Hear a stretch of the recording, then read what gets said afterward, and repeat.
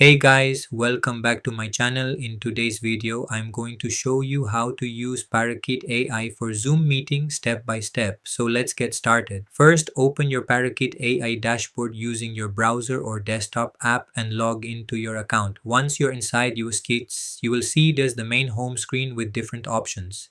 Now click on Create Session.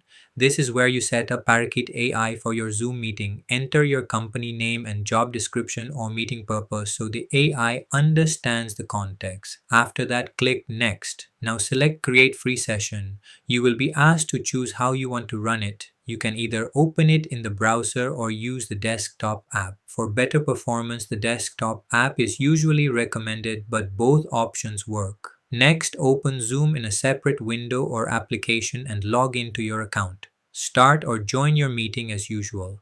Now go back to Parakeet AI and click on Connect. A list of supported platforms will appear. From here, select Zoom. After selecting Zoom, click on Share. This step allows Parakeet AI to sync with your meeting. Make sure your microphone and audio permissions are enabled so the AI can properly listen to the conversation and provide responses or suggestions during the meeting.